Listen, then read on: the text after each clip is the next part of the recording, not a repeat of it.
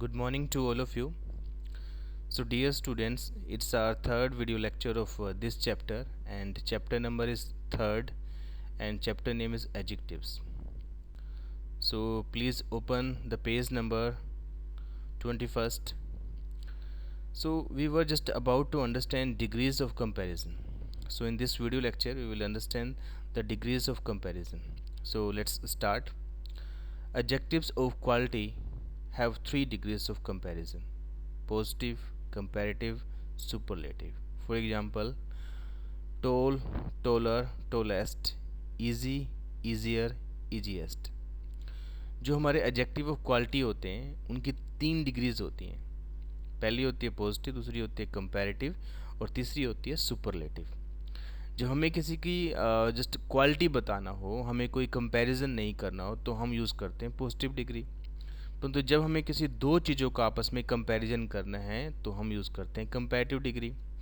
परंतु जब हमें किसी एक चीज़ का बहुत सारी चीज़ों से कंपैरिजन करना हो, यानी एक से ज़्यादा चीज़ों से कंपैरिजन करना हो, तुलना करनी हो, उस सेंस के लिए हम यूज़ करते हैं सुपरलेटिव डिग्री। जैसे कि मैं कहता हूँ वह बच्चा बहुत इंटेलिजेंट है, तो मैं कोई कंपैरिजन नहीं कर रहा हूँ, मैं एक बच्चे के बारे में उसकी क्वालिटी बता रहा हूँ। फिर मैं कहता हूँ कि वह बच्चा उस बच्चे से ज़्यादा इंटेलिजेंट है। अब मैं दोनों बच्चों को आपस में कंपेयर कर रहा हूँ। अब मैं यहाँ पे यूज़ करूँगा कंपेरेटिव डिग्री। फिर मैं कहता हूँ कि वह बच्चा उन सब बच्चों में से सबसे ज़्यादा इंटेलिजेंट है। अब मैं किसी एक बच्चे की बहुत सारे बच्चों से तुलना कर रहा हूँ। अब इस सेंस के लिए हम यूज़ करेंगे superlative degree. I mean to say that जब हमें कंपैरिजन ना करना हो तो हम यूज़ करते हैं positive. When we have to make the comparison of two things, in that case we have to use the comparative degree. But when we have to make comparison more than two things और two objects और two groups, in that condition we should use the superlative degree, right? Come on the next point. We use than with the comparative degree of an adjective. जब भी हम comparative degree use करते हैं adjective की, तो उसके साथ हम देन वर्ड प्रयोग करते हैं। जैसे ईजियर, ये सेकंड फॉर्म है, सॉरी सेकंड डिग्री है ये। टोलर देन, मोर ब्यूटीफुल देन, तो इन वर्ड्स के साथ हम देन यूज़ करते हैं जो भी कंपैरेटिव डिग्री हम यूज़ करते हैं। Look at this sentence, Preeti is taller than any other girl in the class. It is important to use the word other in this sentence. बताया गया है कि जो ऊपर सेंटेंस दिया गया है Preeti is taller than any other girl in the class, यहाँ पर जो अदर वर्ड है वो यूज़ करना बहुत ज़्यादा इम्पोर्टेंट है। क्यों है? It is incorrect to say Preeti is taller than any girl in the class. देखो ऊपर वाले सेंटेंस में और इस वाले सेंटेंस में फ़र्क इतना है कि ऊपर वाले में है एनी अदर गर्ल और इस वाले सेंटेंस में क्या है एनी गर्ल। तो आगे देखो क्या कहती है, the expression any girl in the class include Preeti also. जब हम ऐसा कहते हैं कि एनी गर्ल, तो वो बात प्रीति को भी इंक्लूड कर देती है, उस क्लास में शामिल कर देती है। It is obvious that Preeti can not be taller than herself. ये बिल्कुल साफ है बात कि कोई अपने आप से लंबा थोड़ी हो सकता है, प्रीति अपने आप से लंबी थोड़ी हो सकती है। So we have to use the word other to exclude Preeti from the comparison. तो कंपैरिजन करने के लिए हमें यहाँ पे अदर वर्ड ऐड करना पड़ेगा ताकि हम प्रीति को वहाँ से एक्सक्लूड कर पाएँ। तो देखो देखो सिंपल सी बात यहाँ समझाई गई है। जब हमें इस तरह कंपैरिजन करना हो तो उस कंडीशन में एनी अदर गर्ल लगाना है, एनी अदर वर्ड लगाना है, एनी नहीं लगाना जस्ट केवल, क्योंकि एनी लगाने से वो वर्ड भी उसमें इंक्लूड हो जाता है, वो जो नाम जिसको हम कंपैरिजन कर रहे हैं वो भी उसमें इंक्लूड हो जाता है, हमें उसे एक्सक्लूड करना है, right? Next, we can not use than in a sentence like this. इस तरह के सेंटेंस में जहाँ पे हम कंपैरेटिव डिग्री यूज़ करते हैं वहाँ पे हम देन नहीं यूज़ करते। जैसे कि Preeti is the taller of two girls. जब हम में से चूज़ करना हो दो लोगों में से कौन टोलर है, कौन ज़्यादा लंबी है, उस कंडीशन में हम कंपैरेटिव डिग्री के बाद देन नहीं यूज़ करते, बल्कि कंपैरेटिव डिग्री से पहले हम द आर्टिकल यूज़ करते। Come on the next point. The superlative degree is used to compare more than two things or two groups of things. ये बात हम पहले समझ चुके हैं कि superlative degree यूज़ करते हैं हम दो चीज़ों को आपस में, दो चीज़ों से ज़्यादा को आपस में कंपेयर करने के लिए. This man is the oldest of all. ये है जो मैन है, व्यक्ति है, सबसे ज़्यादा बूढ़ा है. तो यहाँ पे हम दो से ज़्यादा चीज़ों को आपस में कंपेयर कर रहे हैं. We use the article the with the superlative degree of an adjective. जब हम superlative degree यूज़ करते हैं तो उसके साथ हम the article यूज़ करते हैं, जैसे the tallest of all, the easiest of the three, the richest person in the city. तो superlative degree के साथ हमें the article यूज़ करना चाहिए. यहाँ पे भी बताया गया है कि नो कंपैरिजन, हमने जब कोई कंपैरिजन नहीं करना हो तो we have to use the positive degree. Comparison two things, comparing two things, we have to make a comparative degree. Comparing more than two things, superlative degree. Then often used with the comparative degree. The often used with superlative degree. Then और the ये comparative और superlative degree में या उनके साथ use होते हैं. Correct use of adjectives. Some and any, some और एनी का करेक्ट यूज़ क्या है वो हमने समझना है. देखो, जब हम कोई पॉजिटिव सेंटेंस बोलें, अफर्मेटिव सेंटेंस बोलें, उस कंडीशन में हमें सम यूज़ करना होता है जहाँ पे सम और एनी की ज़रूरत होती है. देखो, सम और एनी को यूज़ करते हैं पार्ट ऑफ समथिंग के लिए, यानी कुछ के मीनिंग के लिए. जैसे मैं कहता हूँ कि मेरे पास कुछ धन है, कुछ पैसा है या कुछ रुपीज़ हैं, तो वहाँ पे हम सम और एनी को प्रयोग करते हैं. राइट.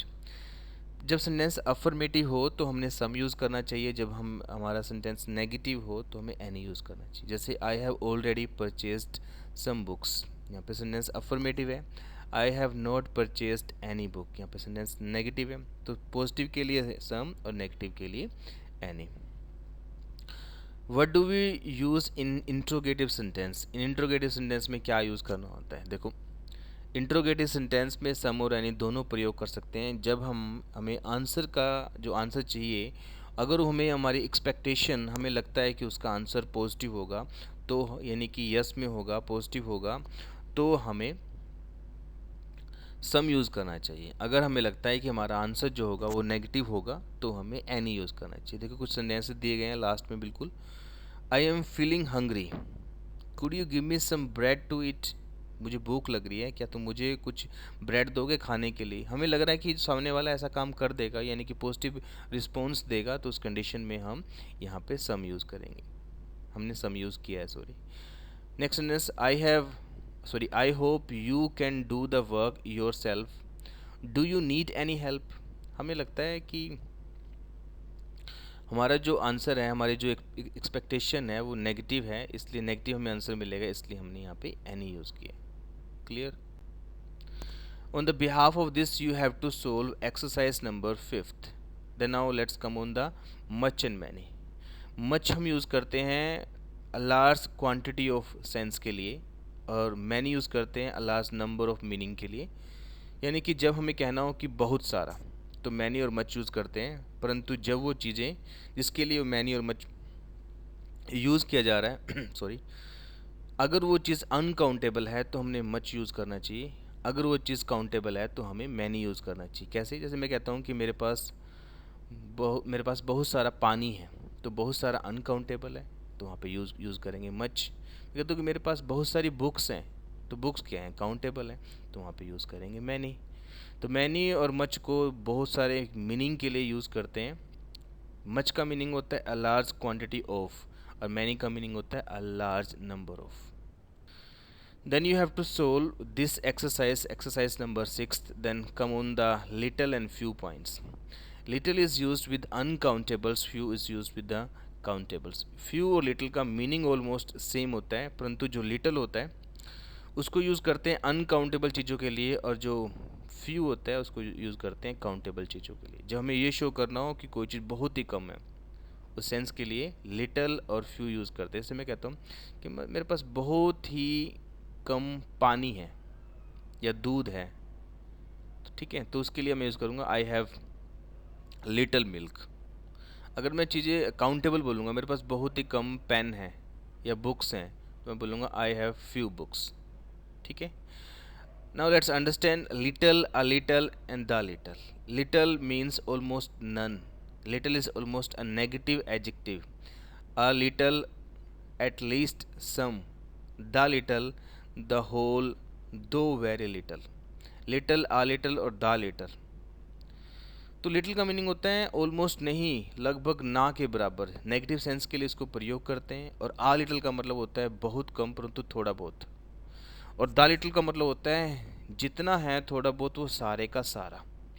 जैसे मैं कहता हूँ I have little money, I can't buy chocolates for you. मेरे पास बहुत कम पैसे हैं, ऑलमोस्ट ना के बराबर, इसलिए मैं तुम्हारे लिए चॉकलेट्स नहीं खरीद सकता हूँ। जब हमें नेगेटिव सेंटेंस बोलना हो तो हमें यूज़ करना चाहिए little. I have a little money, I can afford to buy a bar of chocolate with it. मेरे पास थोड़ी बहुत मनी है, बिल्कुल नहीं तो बिल्कुल यानी कि हम ये कह सकते हैं कि लिटिल से ज़्यादा। लिटिल का मतलब होता है कि ऑलमोस्ट नहीं, और आ लिटिल का मतलब होता है थोड़ी बहुत। तो मेरे पास थोड़ी बहुत मनी है जिसकी उसके जिससे यानी कि मनी की हेल्प से मैं तुम्हारे लिए चॉकलेट का बार तो खरीद सकता हूँ। I bought a bar of chocolate with the little money I had. यहाँ पे द लिटिल का मनी का है, जितनी थोड़ी सी मनी मेरे पास थी उसके सारी की सारी। तो हम यह कहना चाह रहे हैं कि I bought a bar of chocolate, मैंने चॉकलेट के बार को खरीदा, जितनी मनी मेरे पास थी उसकी वो सारी की सारी से। Clear.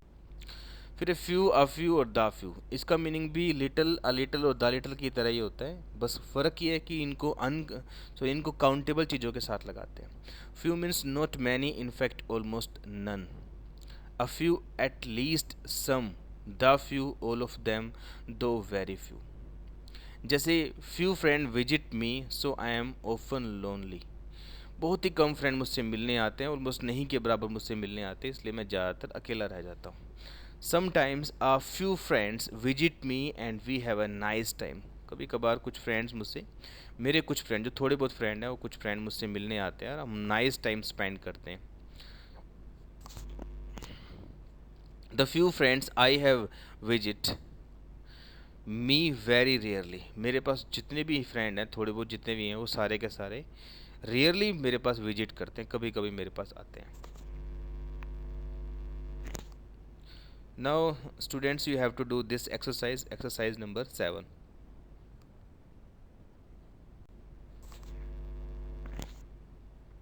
Now let's understand elder, eldest, older, oldest. देखो ओल्ड की डिग्री है ये, कंपैरेटिव एंड सुपरलेटिव। ओल्ड की दो कंपैरेटिव एंड दो सुपरलेटिव होती है।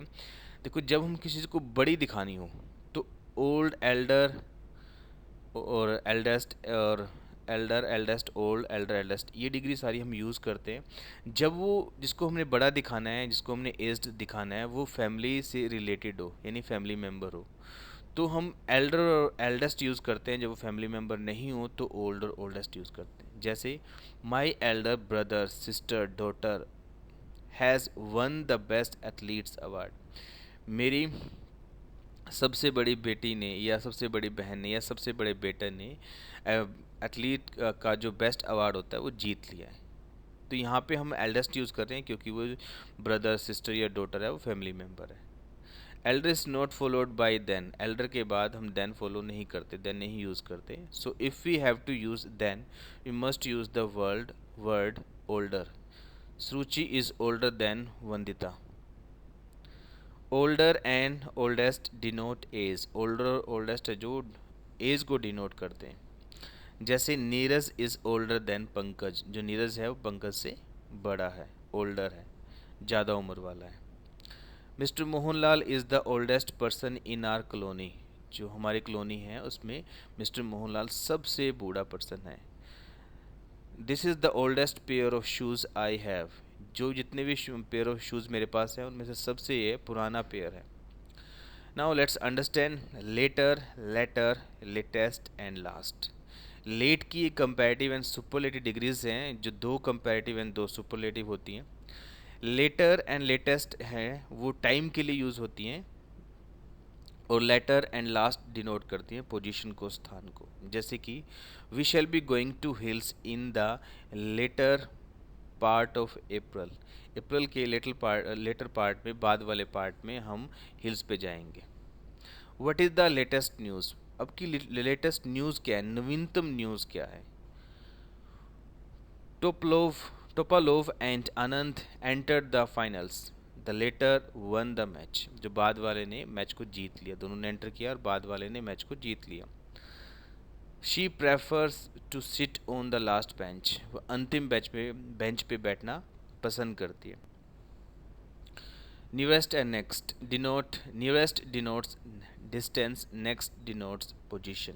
नियरेस्ट है और नेक्स्ट है, ये जो नियरेस्ट वर्ड है वो डिस्टेंस को बताता है और जो नेक्स्ट है वो पोजीशन को बताता है। Who lives nearest to the school, school के सबसे पास कौन रहता है।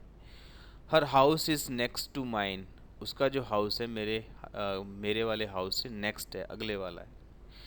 Now comparative degrees sorry comparatives ending in O R, कुछ एडजेक्टिव्स ऐसे होते हैं जो ओ आर पे एंडिंग होते हैं, उनके साथ हम देन नहीं यूज़ करते, उनके साथ हम टू यूज़ करते हैं। जैसे कि senior, junior, inferior and superior. Like he is senior to me by 3 years, my pen is superior to yours. तो इस तरह के एडजेक्टिव्स के साथ जो ओ आर पे फिनिश होते हैं तो उनके साथ हम टू लगाते हैं, एंड नहीं लगाते। नेक्स्ट फॉर्मेशन है एज सो एज। तो एज और सो एज, इसके अंदर, इन दोनों वर्ड्स के अंदर हम पॉजिटिव डिग्री फिल करते हैं। कब करते हैं, जब हमें किसी की समानता दिखानी हो या असमानता दिखानी हो। जैसे कि she is as cunning as a fox, वह उतनी ही चालाक है जितने की फॉक्स। यानी कि मैं दोनों की क्वालिटियों को आपस में समानता दिखा रहा हूँ कि वो जो है, शी जो है वो फॉक्स की तरह चालाक है। Next, her result was as good as we had expected, उसके रिजल्ट उतने ही अच्छे थे जितने हम उम्मीद कर रहे थे। तो यानी कि रिजल्ट और उम्मीद का दोनों की हम समानता दिखा रहे हैं एज गुड एज से। In active sentences, both as and so as are acceptable। परंतु जब हम नेगेटिव सेंटेंस बोलते हैं तो हम एज के स्थान पर सो एज भी यूज़ कर सकते हैं। जैसे she is not as cunning as you think, उतनी चालाक नहीं है जितना कि तुम सोचते हो। She is not so cunning as her elder sister, वो उतनी चालाक नहीं है जितनी कि उसकी एल्डर सिस्टर है। तो नेगेटिव केस में दोनों ही फॉर्मेशन ठीक होती हैं, परंतु पॉजिटिव केस में एज और एज वाली फॉर्मेशन ठीक होती है। Okay, so it's enough for today's video lecture. We will be continue in the next video lecture.